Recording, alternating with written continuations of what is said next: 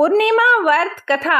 पौराणिक कथाओं के मुताबिक द्वापर युग में एक बार यशोदा माँ ने भगवान श्री कृष्ण से पूछा कि वह उन्हें एक ऐसा व्रत बताएं जिसको करने से मृत्यु लोक में स्त्रियों को विधवा होने का भय न रहे।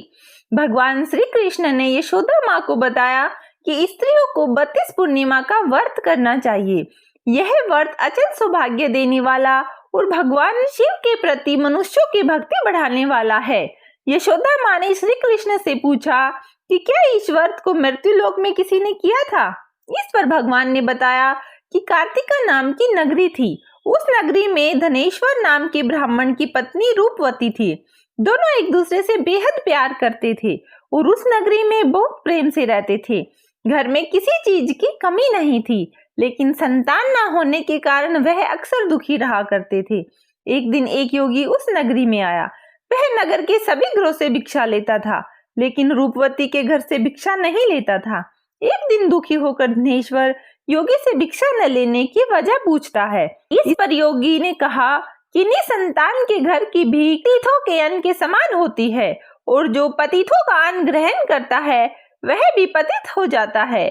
इसलिए पतित हो जाने के भय से उनके घर की भिक्षा नहीं लेता है। इसे सुन धनेश्वर दुखी हो गए और उन्होंने योगी से पुत्र प्राप्ति का उपाय पूछा। इस पर योगी ने माँ चंडी की उपासना करने की सलाह दी। धनेश्वर देवी चंडी की उपासना करने के लिए वन में चला गया। माँ चंडी ने धनेश्वर की भक्ति से प्रसन्न होकर 16वें दिन दर्शन दिया। माँ चंडी ने कहा कि तुम्हारा पुत्र होगा, लेकिन वह केवल 16 वर्ष तक ही जीवित रहेगा। यदि वह स्त्री और पुरुष 32 पूर्णिमा का व्रत करेंगे तो वह दीर्घायु हो जाएगा। माँ चंडी ने एक आम के वृक्ष पर चढ़कर फल तोड़कर उसे पत्नी को खिलाने को कहा। माँ चंडी ने कहा कि तुम्हारी पत्नी स्नान कर शंकर भगवान का ध्यान कर फल को खा ले, तो भगवान शिव की कृपा से गर्भवती हो जाएगी।